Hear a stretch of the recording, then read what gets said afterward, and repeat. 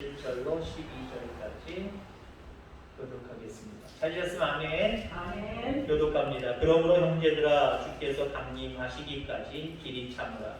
보라 농부가 땅에서 나는 귀한 열매를 바라고 길이 참아 이른비와 늦은비를 기다리나니 너희도 길이 참고 마음을 굳건하게 하라. 주의 강림이 가까우니라. 형제들아 서로 원망하지 말라. 그리하여야 심판을 면하리라. 보라 심판주가 문 밖에 서 계십니다.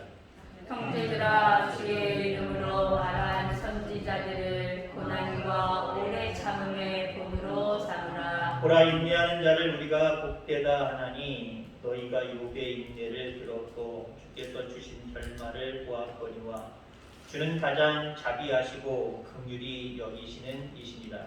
내 형제들아 무엇보다도 맹세하지 말지니 하늘로나 땅으로나 아무 다른 것으로도 맹세하지 말고 오직 너희가 그렇다고 생각하는 것은 그렇다 하고 아니라고 생각하는 것은 아니라 하여 정죄하는 면하라. 아멘. 아멘. 잘 오셨습니다. 주의 이름으로 환영하고 축복합니다.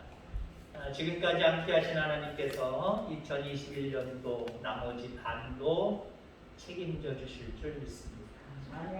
주님을 생각하고 인내하라라고 하는 말씀으로 오늘 본문 말씀을 통해서 함께 은혜를 나누고자 합니다. 영어 써서 죄송합니다만 스태미나라고 하는 말이 있죠. 스태미나, 정력이라고 우리나라 말로 표현할 수 있습니다. 요즘 우리나라 바뀐 것 중에 하나가 뭐 여러 가지가 바뀌었지만 오늘 말씀에 빗대서 제 개인적으로 생각되어 있는 것은 개고기집이 많이 없어졌어요. 암암리의 뒷골목이 아직도 있는지는 모르지만 옛날처럼 아예 눈에 보이는 간판조차도 요즘에는 잘 찾아보기 힘들고요. 그런 것 같아요. 여름철 되면 스테미나 음식으로 뭐 닭이나 아니면 게나 그 밖에 여러 가지 다른 음식들을 많이 찾아서 그의 무더운 여름을 견뎌내는 우리들의 모습을 보게 됩니다. 어쩌면 문화이기도 하지만 우리 삶을 살아가는 하나의 그냥 자연스러운 행동입니다. 근데 이 정력이라는 말을 표현하면 더 쉽게 이야기를 하면 버티는 힘이에요. 견뎌내는 에너지입니다. 여러분 인생은 어쩌면 스태미나 없이 살아갈 수 없는 모습이다라고 볼 수 있어요. 그냥 내가 아무 생각 없이 그냥 보통의 마음만 가지고 쭉 인생을 살아갈 수 있어요? 견디기 힘들어요. 가다 보면 문제, 가다 보면 걸림돌, 가다 보면 벼, 가다 보면 물, 가다 보면 불. 우리의 인생을 가로막는 게 얼마나 많아요. 근데 계속 가야 될 거 아니에요. 가려고 한다면 그렇게 내 앞에 닥치는 여러 가지 일들을 통해서 우리가 견뎌내는 힘이 있어야 됩니다. 스태미나가 있어야 돼요. 정력이 있어야 됩니다.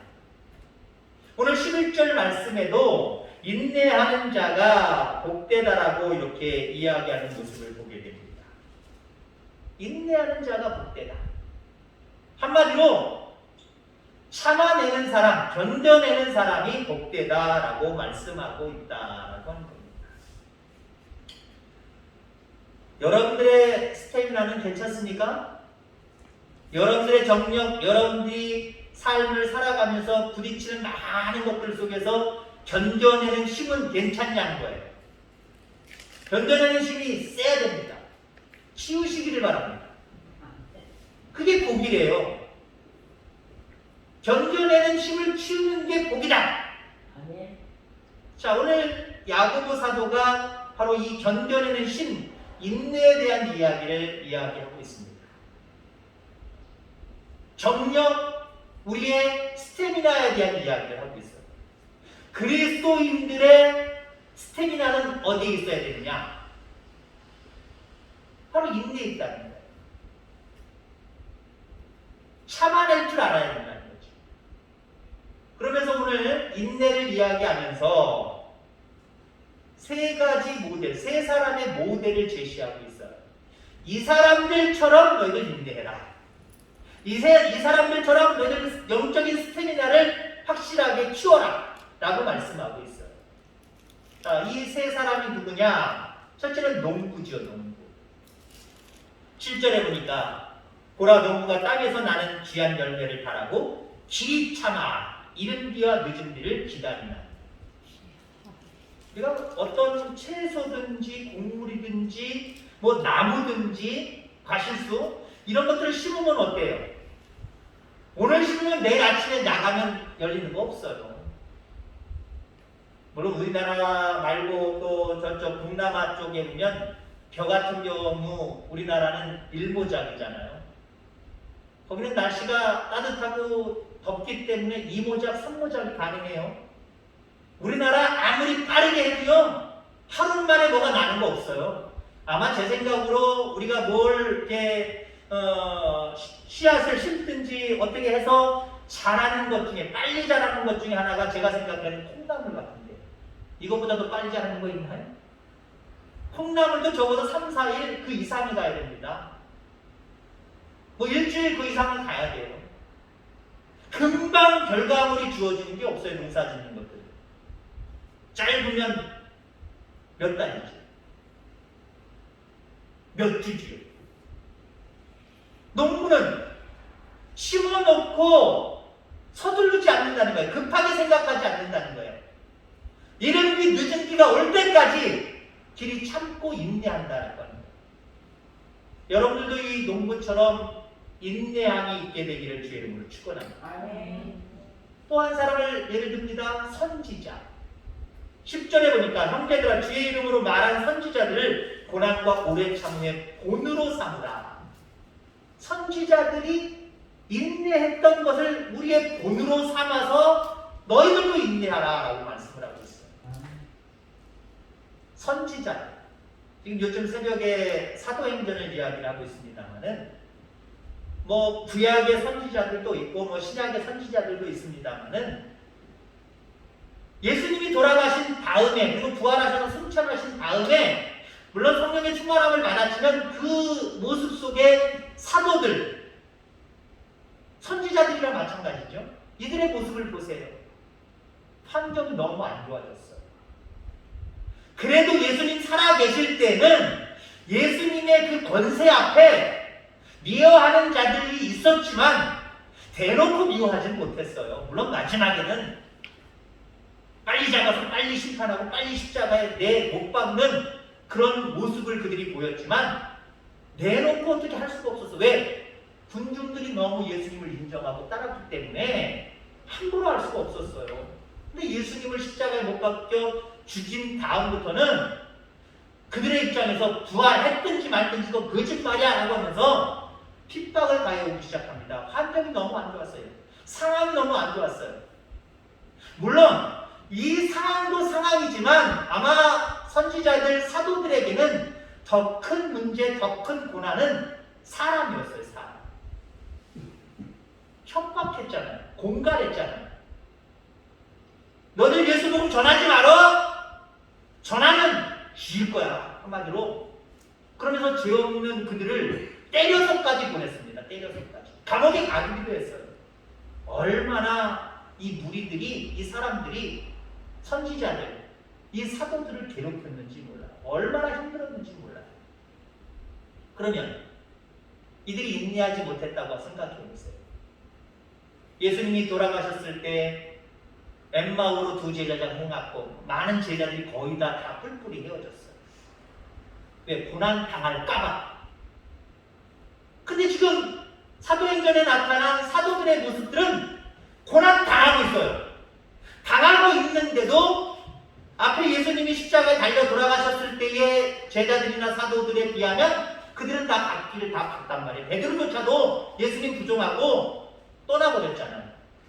근데 이 사도들은 고난 받는 상황 속에서도 인내했어요.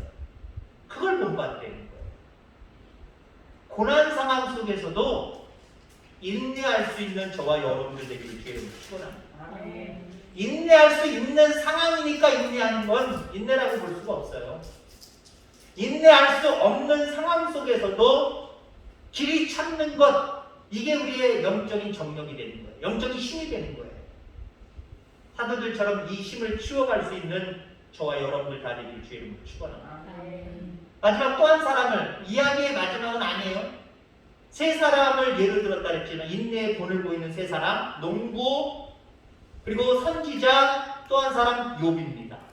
11절, 보라 인내하는 자를 우리가 복되다 하나니 너희가 욥의 인내를 들었고 주께서 주신 결말을 보았거니와 주는 가장 자비하시고 긍휼히 여기시는 이십니다. 여러분, 욥이 끝까지 인내할 때 하나님께서는 더 귀한 축복을 그에게 주셨습니다. 자, 이를 통해서 하나님께서 우리에게 시련을 허락해 주실 때는 반드시 목적이 있다는 거예요. 그렇기 때문에 우리는 참으려는 거예요. 우리 가운데 시련이 와요. 시련을 주시는 그 하나님은 그 시련을 주시는 목적을 우리가 이루기를 원하셔서 참으려는 거예요. 그냥 참으려는 얘기가 아니에요. 참아내면 목적한 바대로 내가 은혜를 너에게 베풀겠다는 거죠. 그럼 하나님이 시련을 통해서 우리에게 의도하시는 목적이 무엇인가? 이 부분을 또 살펴보려고 합니다. 이 세 사람들을 통해서, 세 부류를 통해서 이 사람들처럼 우리가 인내해야지. 그냥 단순히 이 세 사람 본받고 인내해야지 막연한 모습으로 할 것이 아니라 특히 욥에게 주신 고난을 통해서 욥에게 고난, 시련을 주셨을 때는 목적하시는 바가 있기 때문에 그랬구나. 그런데 욥이 정말 하나님이 의도하신 대로 인내하니까 그 네 가지 목적을 다 이루게 하셨구나. 축복하셨구나. 이거거든요. 여러분, 이 세 사람처럼 인내할 수 있길 바랍니다. 그리고 욥을 통해서 주시는 것처럼 인내를 통해서 우리에게 주시는 목적까지 알면 우리는 더 인내하는 데 힘을 얻을 수 있을 겁니다. 인내하려고 여러분들 부단히 애쓸 겁니다. 자, 그러면 하나님께서 우리에게 시련을 주시는 목적이 무엇이냐? 첫째는요, 테스트하기 위한 목적, 시험하기 위한 목적. 욥에게 시련을 허락해 주셨잖아요. 그 시련을 허락하신 이유가 뭐예요? 사탄이 와서 하나님이 너무 복을 주시니까 걔가, 이 욥이 하나님을 잘 섬기는 거죠. 이거 싹 빼서 하나님 주신 거 싹 빼보세요. 하나님 앞에 지금과 같은 믿음을 보이나? 하나님 확신에 차서 그래, 생명만 건드리지 말고 내가 준 거 네가 한번 다 뺏어봐라. 네 마음대로 한번 해봐라. 사탄을 통해서 욥을 시험하셨습니다. 그래서 욥을 시험하는 걸 하나님 허락하셨단 말이에요. 왜 허락하셨을까요? 하나님은 욥에 대해서 너무 잘 알고 있었기 때문에 그의 믿음을 시험해 보시고자 하는 거예요. 물론 그 시험까지 통과할 것이라고 하는 확신이 하나님께 있었습니다만, 아무튼 너의 믿음이 어느 정도인가 나도 한번 보자. 아브라함에게도 마찬가지잖아요. 네 독자 이삭을 나에게 번제물로 드려라. 그거 왜 드리라고 했어요? 하나님이 번제가 없으셔서, 받으실 것이 없어서 100살에 낳은 그 아들을 어느 정도 키웠는데 그 아이를 죽이라고, 번제물로 드리라고 그렇게 말씀하시는 아주 몰인정한 분이십니까? 하나님이? 아니잖아요. 아브라함의 믿음을 테스트, 시험하시기 위한. 마찬가지예요. 욥에게 시련을 허락해 주셨을 때는 그의 믿음을 시험하고 싶으셨던 겁니다. 오늘 여러분들에게 시련이 닥치거나 주만 바라보는지, 내가 주만 바라보는지 하나님이 나를 시험하십니다. 그럼 내가 지금 주를 바라보고 있는지 딴 데를 바라보고 있는지 우리의 시선을 다시 한번 점검하시고요. 시련이 있을 동안 주만 바라보시기 바랍니다. 물론 결론적인 말씀입니다만은 우리가 인내할 수 있는 큰 비결은요, 주만 바라보면 인내할 수 있어요. 왜? 그분이 나한테 이런 네 가지 목적을 이루려고 주만 바라보고 인내하라고 말씀하시는구나. 이게 생각이 나기 때문에 그게 우리에게 인내하는 데 힘을 발휘하게 돼요. 자, 첫 번째는 테스트하기 위함이다. 왜 하나님이 우리에게 시련을 허락해 주시냐? 무슨 목적이 있느냐? 두 번째는 우리를 성숙시키기 위해서인 거예요. 여러분들의 삶의 초점을 성숙에 맞추시기 바랍니다. 내가 뭐 유행을 바라면서 부자 돼야지, 내가 잘 나가야지, 그냥 어떤 한 자리 해야지, 이런 것이 여러분의 삶의 목적이 아니라 하나님 앞에 내가 성숙한 그리스도인, 성숙한 사람이 되게 하여 주옵소서. 이게 여러분의 삶의 목표가 되기 원합니다. 하나님 우리에게 많은 시련을 허락해 주시는데 이 시련을 통해서 여러분이 성숙해지기를 원하십니다. 여러분 성숙해 가기를 주의 이름으로 축원합니다. 자, 그 다음에 왜 시련을 허락해 주시느냐? 시련의 목적이 무엇이냐? 우리를 자랑하기 위해서. 사탄에게 욥을 시험할 것을 허락합니다. 왜? 욥이 분명히 이겨낼 걸 알았어요. 그 모든 하나님이 주신 축복을 다 빼앗아 가도 하나님 확신한 것처럼 욥은 하나님 원망하지 않았잖아요. 오히려 주신 분도 하나님이시고 취하신 분도 하나님이시다. 하나님의 영광을 올려드리고 있잖아요. 하나님 그거 모르셨을까요? 아셨다고 하면 사탄에게 한번 시험해봐라 라고 얘기하지 않았을 거예요. 내 거 건드리지 마. 내 사람이야. 너는 절로 가. 아마 쫓아내셨을 거예요. 근데 하나님은 확신에 쳤기 때문에 한번 시험해봐. 그리고 그걸 이겨낼 걸 아셨기 때문에 사탄에게 욥을 자랑하고 싶었던 거예요. 여러분 그렇습니다. 여러분들 자녀들 키울 때 자녀들이 특별하게 가지고 있는 재능이 있을 거예요. 예를 들자면 너무 어렸을 때니까 뭐 특별한 엄청난 재능은 아니어도 예를 들자면 노래를 잘한다든지 춤을 잘 춘다든지 그럼 여러분들 친척이 누가 왔든지 누가 손님이 왔든지 아는 사람이 왔든지 내 옆에 자식이 있어요. 내 손주가 있어요. 여러분들 물론 여러분들 귀에 들리는 것과 다른 사람들의 귀에 들리는 것은 평가가 다를 수 있어요. 나는 내 손주가, 내 아들, 내 자식이, 내 딸이 노래를 잘하는 줄 알았는데 다른 사람들이 보면 아유 그 정도가 뭘 잘하는 거야 라고 얘기할 수도 있어요. 그러나 내가 생각할 때 노래를 잘한다고 생각해 보세요. 춤을 잘 춘다고 생각해 보세요. 다른 사람들 오면은요 이 아이가 괴로운 부탁을 해요. 야 노래 좀 해봐. 야 춤 좀 춰봐. 얘네한테는 시련해요. 아 귀찮아 죽겠네. 아 우리 엄마는 우리 아버지는 왜 자꾸 이런 거 시킨대. 아 저 사람들은 왜 와가지고 왜 나한테 이거 우리 엄마가 우리 아버지가 이거 시켜갖고 괜히 창피하게 이거 노래할 수도 없고 창피하게 춤을 출 수도 없고 이거 그렇다고 안 출 수도 없고 그냥 그 권유에 마지못해서든 어떻게든 그 노래하잖아요. 춤을 추잖아요. 그럼 어때요? 그게 목적은 아니었지만 정말 잘한다. 노래 정말 잘한다. 야 춤 정말 잘 춘다. 온 손님이든지 아니면 그걸 자랑해서 뿌듯함을 느꼈던 부모나 할머니, 할아버지는 주머니에서 용돈 나올까요? 안 나올까요? 칭찬이 나올까요? 안 나올까요? 나올 수밖에 없는 거예요. 우리 하나님은 여러분이 자랑하기를 원하세요. 어떤 자랑?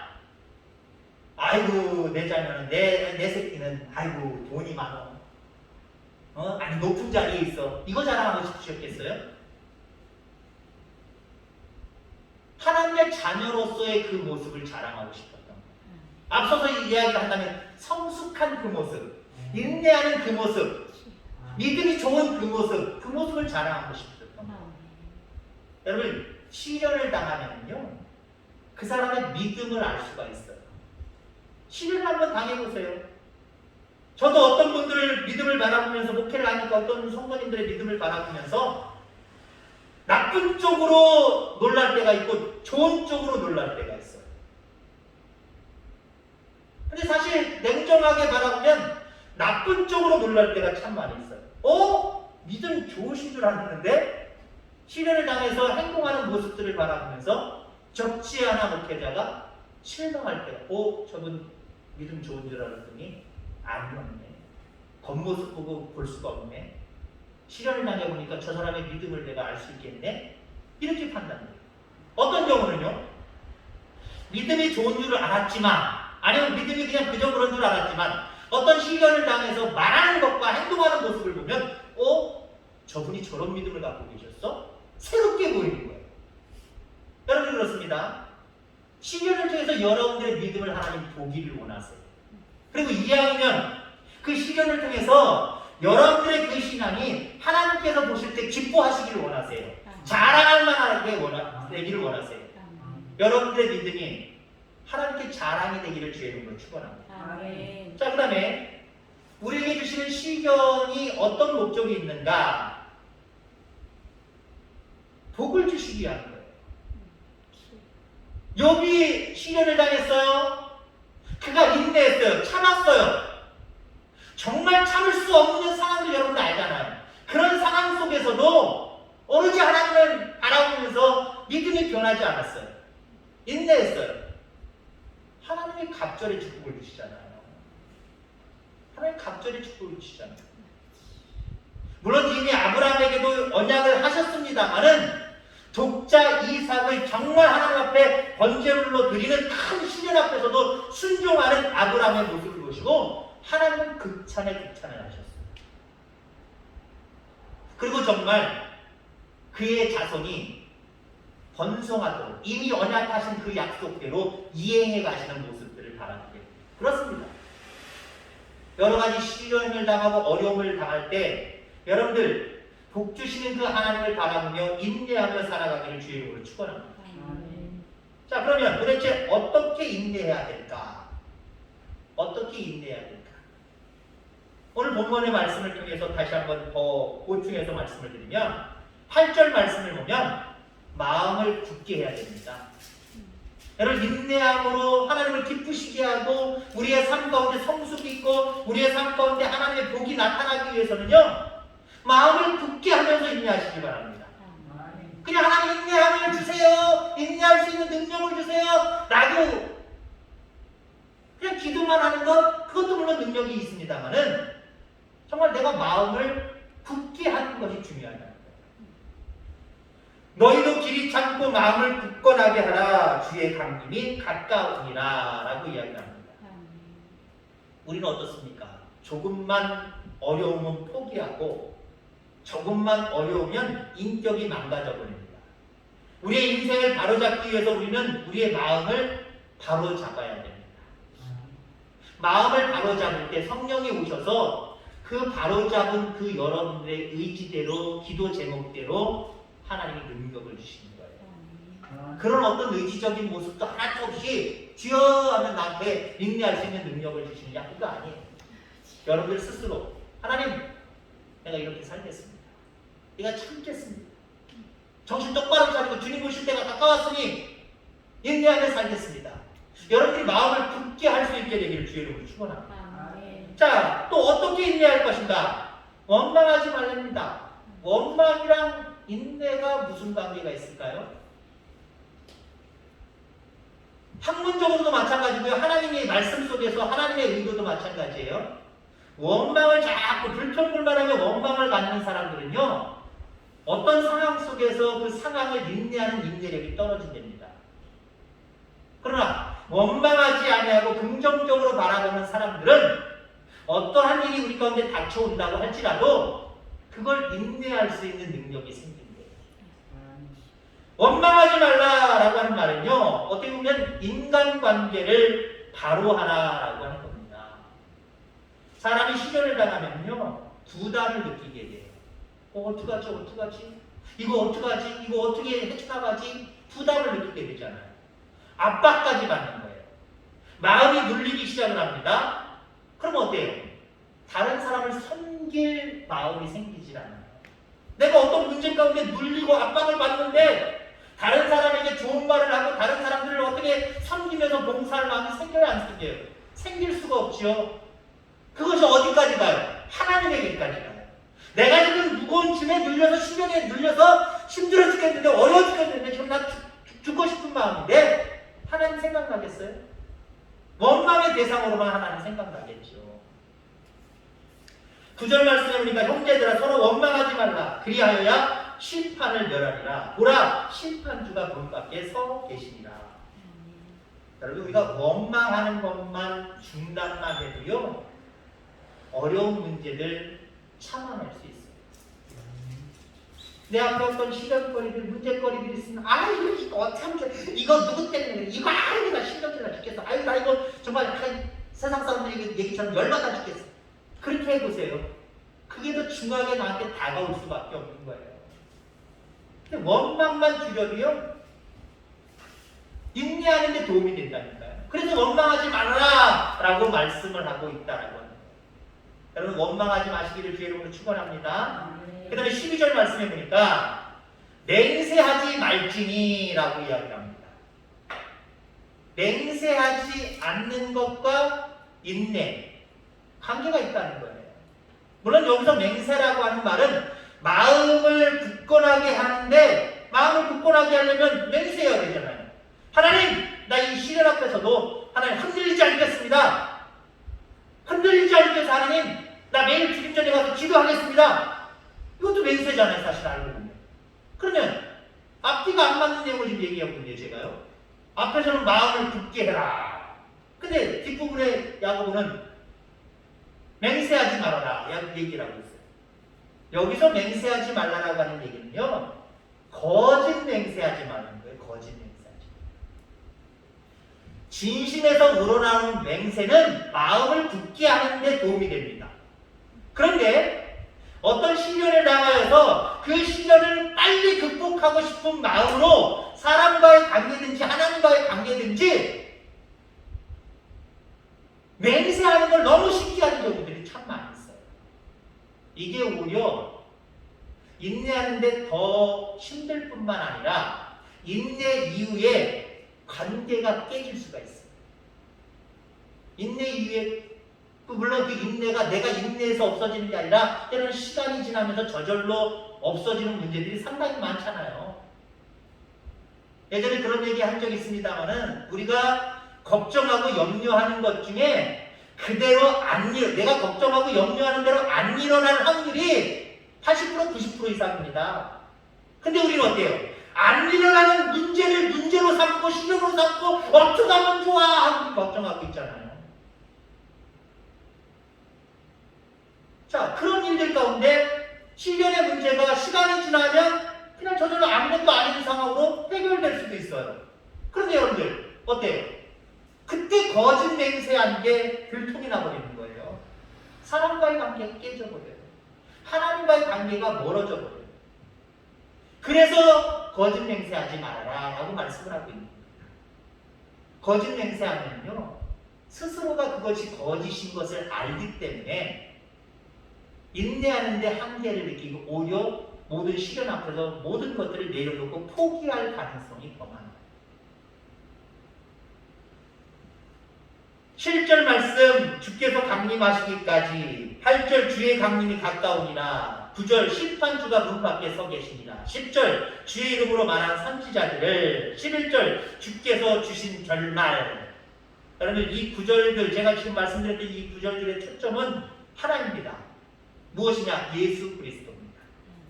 우리가 마음을 다 잡고 원망하지 않고 맹세하지 않으면서 끝까지 참으려면, 결론적인 말씀입니다만은 예수님을 바라보면 돼요. 예수님을 바라보면 돼요. 그분 한 분만을 끊임없이 바라볼 때 인내의 초점이 바로 되기 때문에, 그래서 우리가 끝까지 인내할 수 있는 거예요. 인내의 목적은 예수 그리스도. 그리고 부수적으로 더 설명을 드리면 그 예수 그리스도께서 강림하시기 때문에 우리는 인내해야 되는 거고요. 심판주로서 문 밖에 서 계시기 때문에 내가 인내하느냐 인내하지 못하느냐에 따라서 심판의 상황이 바뀌기 때문에 그 주님을 생각하면 우리는 인내할 수밖에 없는 거고요. 주께서 주신 결말, 내가 인내할 때의 결말과 인내하지 못했을 때의 결말은 너무 달라요. 이걸 생각하면, 그 주님을 생각하면, 그 주님이 말씀하신 모든 것들을 생각하면 인내하지 않을 수가 없고 오히려 인내하는 데 큰 도움이 된다는 거죠. 능력이 된다는 거죠. 여러분, 그렇습니다. 우리가 아무리 힘들어도 억울해도 주님이 재림하시면 다 해결됩니다. 주께서 강림하시기까지 참으래요. 그때까지 우리는 참아야 되는 사명, 어쩌면 운명을 가지고 있는 자들입니다. 그걸 또 인식하는 사람이 성도들이에요. 아, 주께서 강림하시기까지 우리가 많은 부분에서 인내하며 살아가야 됩니다. 그러려면 주님을 바라보는 그 믿음이 변함이 없어야 됩니다. 이런 모습으로 살아가면요, 어떠한 일들이 우리 가운데 닥쳐도요, 여러분 걱정하지 마시고요, 하나님 그 일들을 통해서 나를 테스트하시고 나를 성숙시키시고 나에게 많은 것들을 주시려고 그렇게 하시는 것을 기억을 하면서 늘 인내하며 살아가는 우리 모든 성도님들 다 되기를 주의 이름으로 축원합니다. 기도하겠습니다. 하나님 아버지 감사합니다.